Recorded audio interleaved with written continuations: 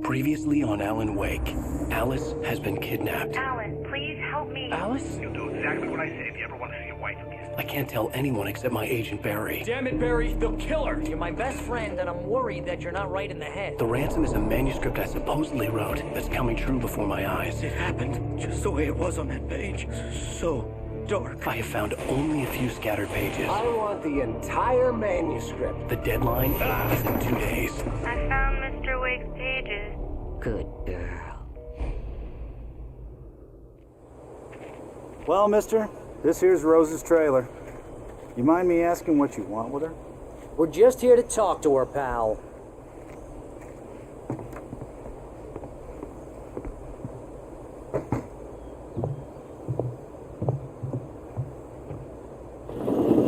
Welcome to... Oh dear, Mr. Wake. I'm so glad you're here. Rose, you have my manuscript? Oh, yes. Yes. Please, come in. Hey, this is really good. Rose, Yes, my manuscript. I really need it. I understand. I know what you need. A muse to inspire you. Oh, for Barry. She doesn't have anything. Yeah, hey, Al? Al, what's... Oh... Barry! What? What?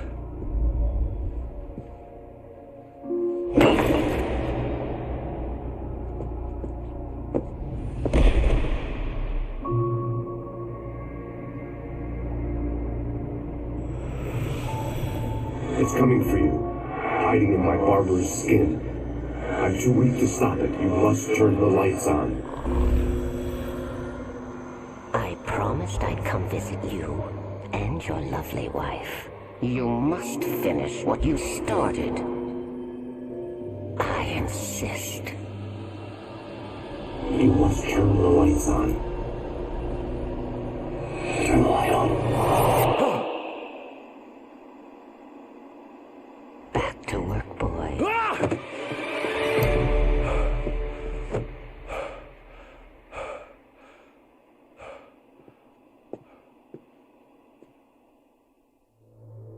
I felt nauseous, hungover. Only anger kept me going.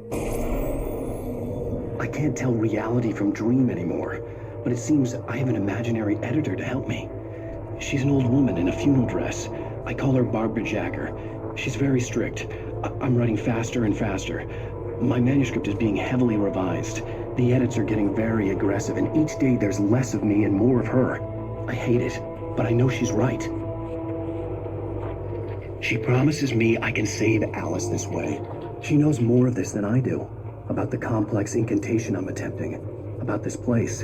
She's worked with another writer under similar circumstances, Thomas Zane. The genre of the story seems to be shifting. It's turning into a horror story. I'm getting close. I can feel it.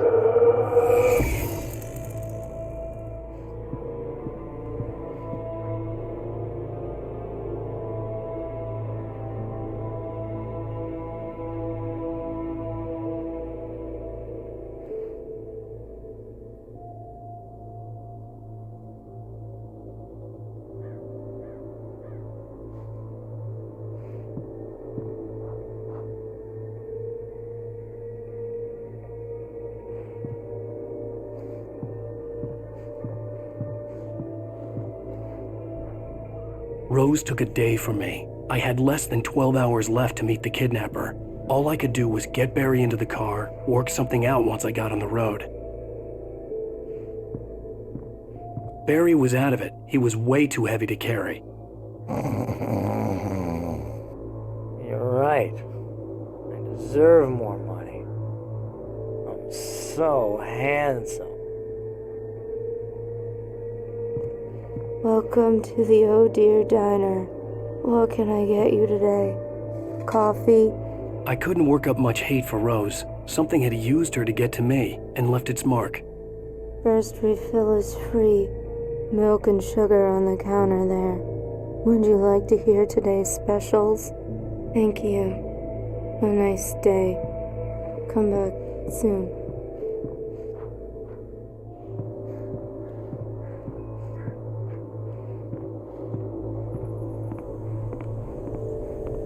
My gun and flashlight were gone. I'd have to find a way to get Barry into the car as quickly as possible. There was no time to waste. Mr. Randolph liked Rose. That little smile she had. How she was still sweet when life had tried so hard to make her bitter. It wasn't any of his business what she did in her trailer. But those strangers, the writer and his smart-ass sidekick, looked like trouble. And they'd been in there for hours, way past her normal bedtime. He reached for the phone and called the sheriff's station.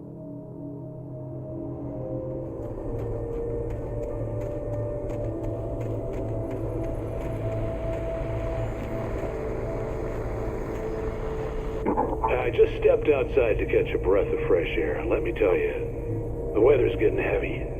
Nights like this make me especially glad I'm here talking to you and not home in bed. Once the weather takes a turn like this, I can't sleep at all. It's all tangled bed sheets and dark thoughts, punctuated by the occasional plunge into nightmare. Is it just me?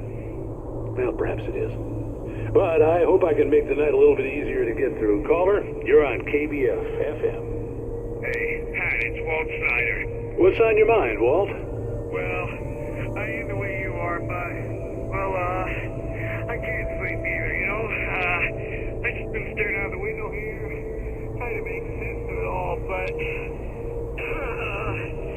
I ain't been drinking either, you know? I just... Well, you sound like a man with a problem, Walt.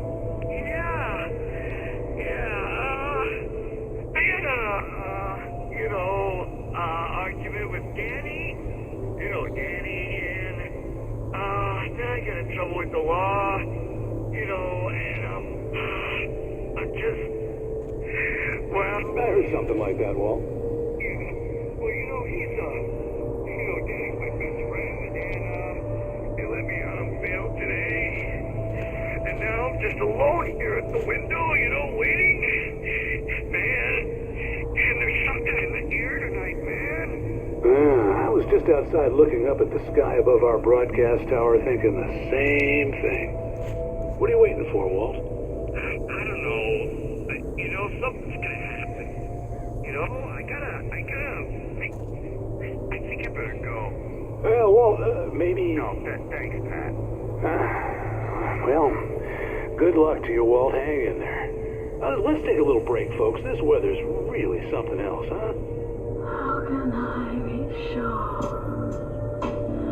you will walk away? Oh, I do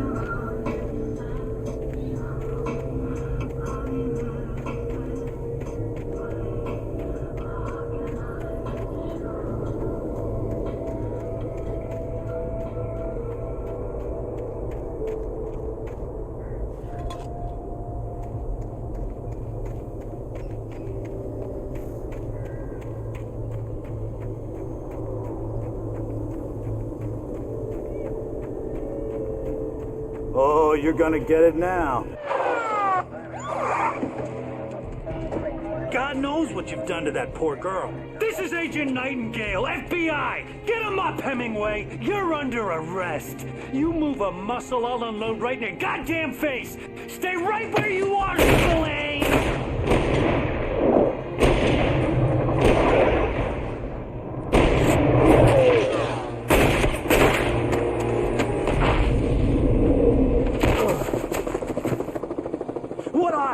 I'm standing right here, you goddamn maniac!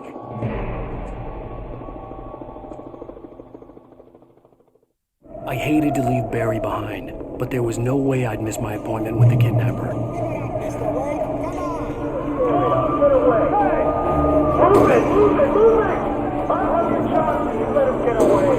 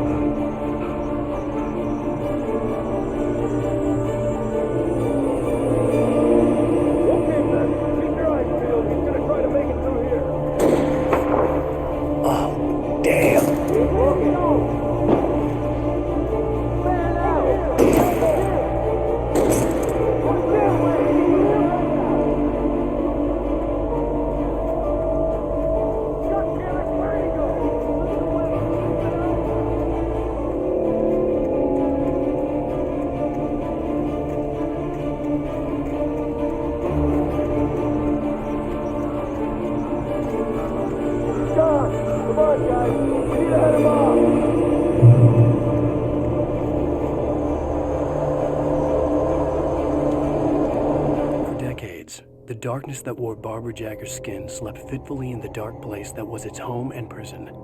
It was hungry and in pain. It dreamed of its nights of glory when the poet's writing had called it from the depths and given it a brief, terrible taste of power and freedom. The rock stars had stirred it from the deep sleep the poet had sunk it back to in the end. When it sensed the writer on the ferry, it opened its eyes.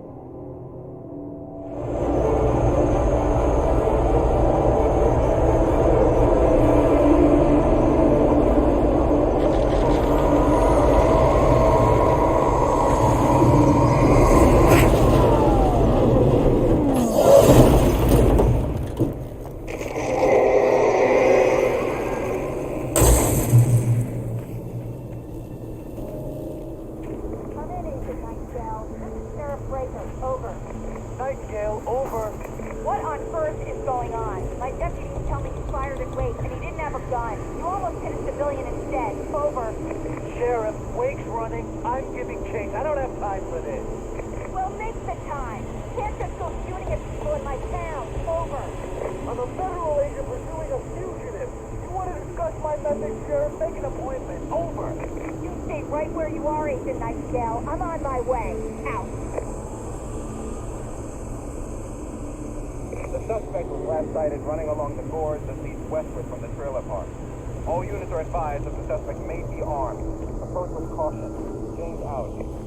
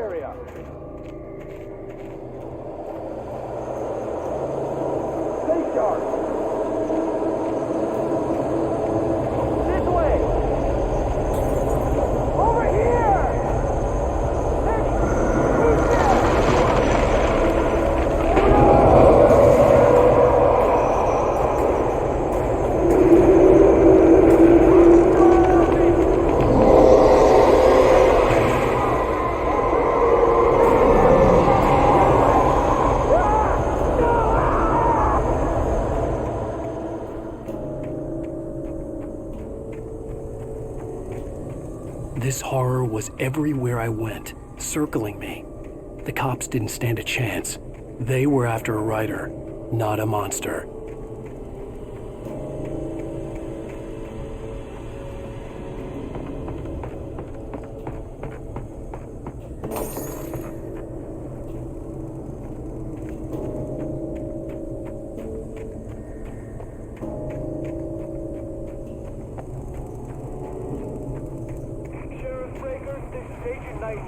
I've lost contact with most of the men you assigned to me. It's Wake's doing. Wait, are you seriously telling me that geek writer just took out my deputies? Are you kidding? I mean, have you seen this guy? He wears a tweed jacket. Over. He's the guy we're chasing. If it's not him, who then? Bigfoot? Over. I don't know yet, but I'm not in the habit of jumping to conclusions. That tends to come back and bite you in the ass. Out.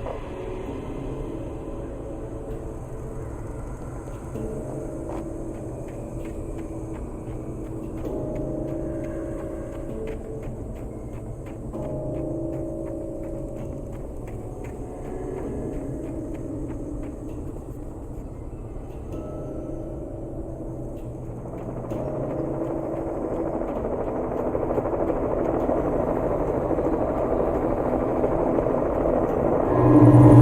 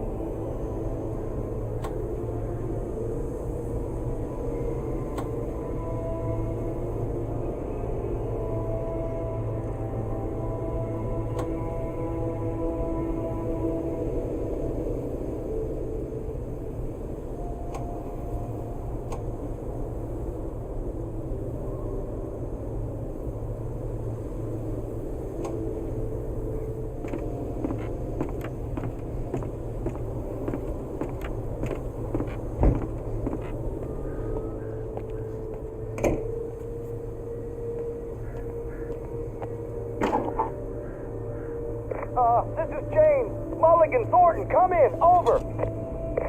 Thornton here. James, we got both Wheeler and Rose in custody. They didn't put up a fight or anything. Why, they were... Hey, Mulligan, what are you... Come on. Sit down and give me that. James, Mulligan here. Over. Go ahead, Mulligan. Over. We got Wheeler and Rose here. Wheeler's drunk or hopped up on something. Speaking of which, that Fed had a pretty distinctive whiff of Otis Scotch about him, you know what I mean? Over. I don't have anything on that, Deputy Mulligan. Over. Well, whatever. Anyway, Rose is just being plain weird here. You better get Doc in to take a look at both. Over. Gotcha. You better get them here quickly. The Fed's gonna want to interview Wheeler. Over. Oh, yeah, I'll bet. Looks like they have a lot in common. Mulligan out.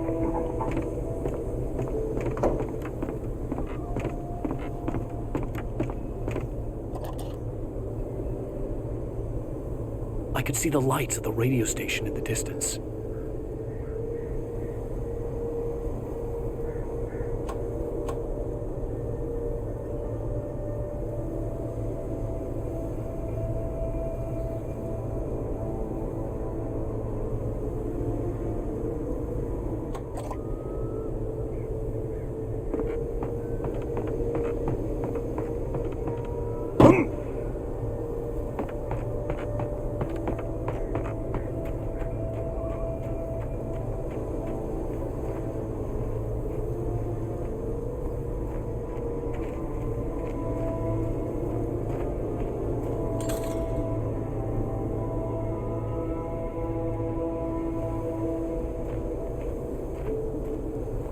I imagined that the broadcast tower in the distance was part of the local radio station. Maine seemed like a decent guy. Perhaps he could give me directions to the coal mine.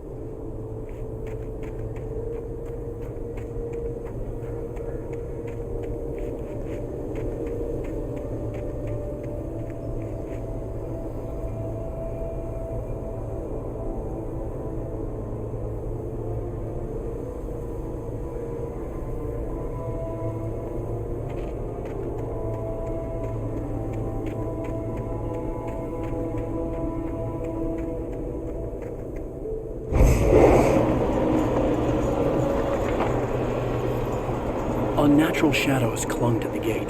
The darkness that was after me was trying to stop me. I wouldn't get through without a light.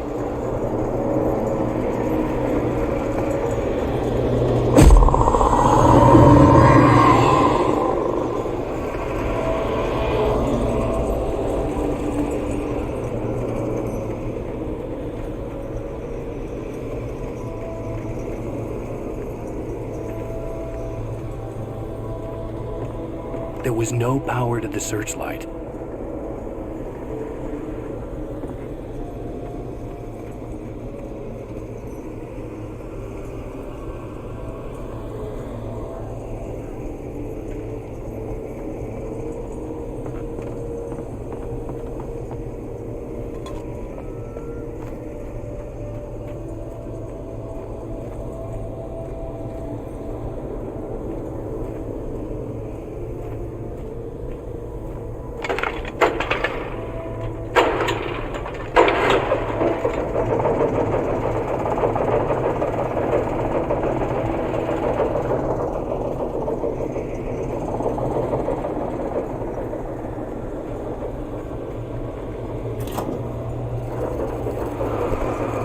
The old generator conked out. I'd have to see if I could fix it and try again.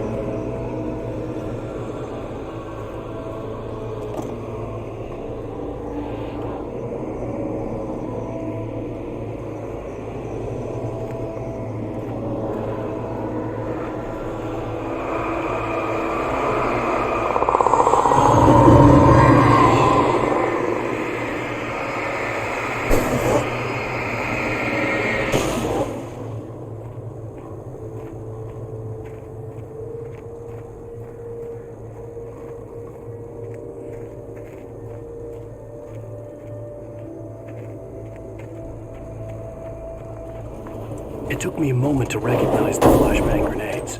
They were an ideal weapon for my situation. Team 1, come in. Over. Team 1, this is Sheriff Breaker. Report. Over. Team 2, come in. I need a report. Over. Come on, guys. Talk to me. Come in, please. Over.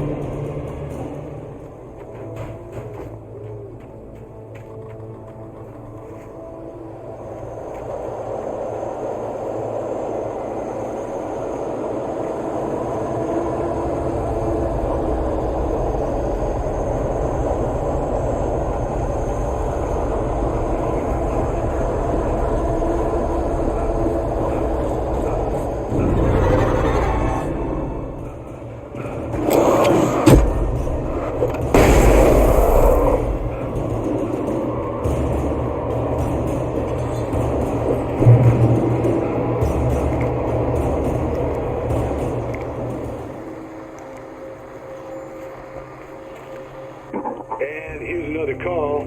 You're on KBFFM with Pat Maine. It's Milt Peabody, Pat.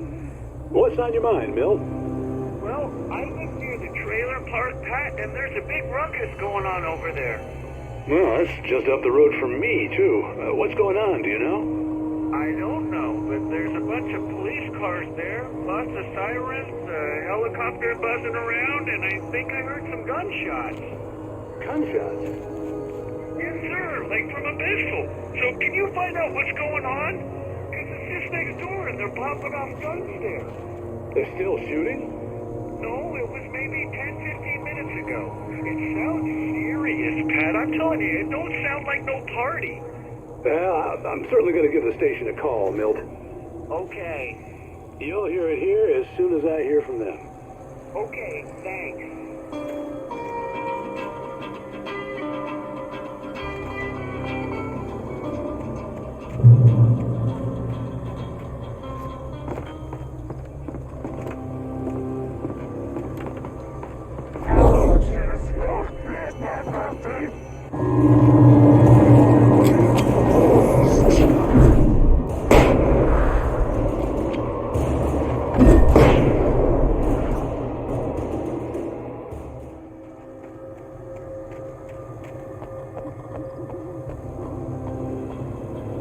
Touched by the dark presence, Rose was lost in a dreamland where everything was drawn in black and gray crayons. The old lady had promised her that all her wishes would come true. She would be Alan Wake's muse. She was smiling so hard it hurt her face. She crushed a bottle full of sleeping pills into the coffee. Deep down inside, she was screaming in terror.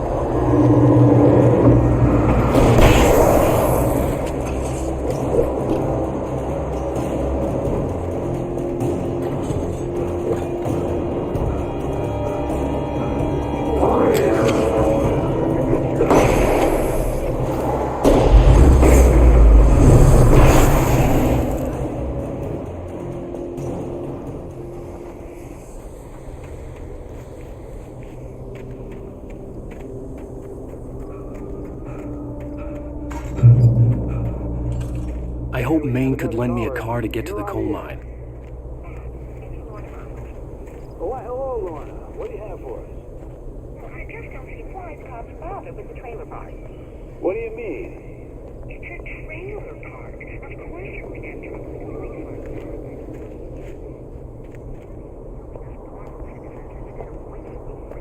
On those people. Well, They'll have to try to sort themselves out. I'm sorry, but my granddaddy settled in Bright Falls in 1911. well, thank you very much for that compassionate viewpoint, Lorna. How can I be sure you'll walk away?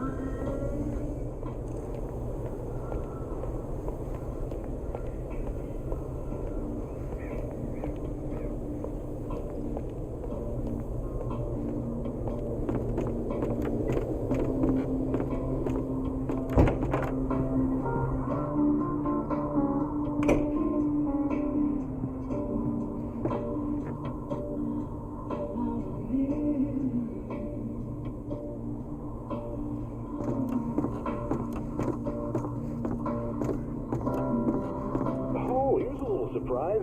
The famous writer Alan Wake just walked in. Folks, I'm going to see if I can talk him into an interview.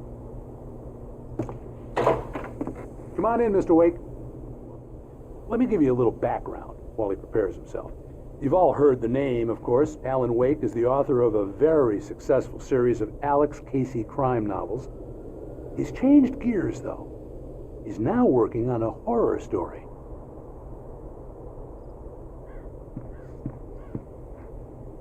Now, you probably know that Mr. Wake is a somewhat controversial figure. He had a few ugly encounters with the paparazzi in recent years, although, speaking for myself, it's hard to blame him for that. Regular listeners will remember that I met him on the ferry last week. He's avoided the spotlight pretty well, but here he is, taking some time out of his vacation to talk to us. How can I be sure you'll walk away? Oh, I'm so glad you could find the time to do this, Mr. Wake. Nowhere to run now, Dan Brown. You back away from me. Don't hurt it. Whoa, everyone calm down. Put the gun down. We're all friends here, right? Cool your jets, Nightingale. We got him. Judas Priest! What the hell's the matter with you? There's a civilian in there.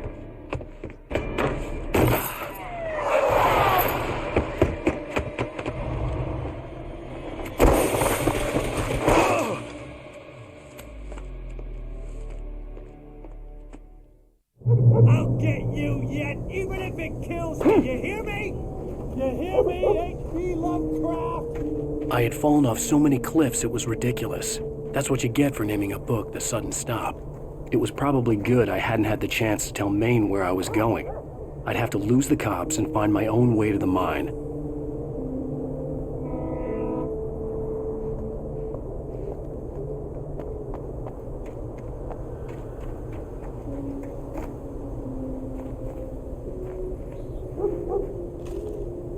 Nightingale stared through the broken studio window into the dark woods. He turned around, started to walk out, but Maine grabbed his arm. "Young man, you almost shot me. You don't shoot off rounds at people like that. What's the matter with you?" Nightingale shook his arm free, marched out. His cheeks burned with rage and humiliation.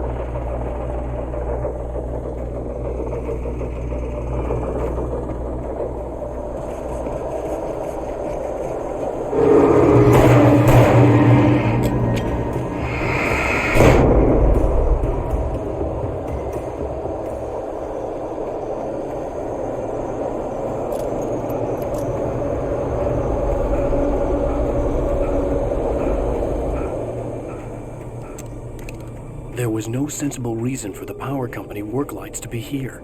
It was almost as if they'd been left for someone like me to use.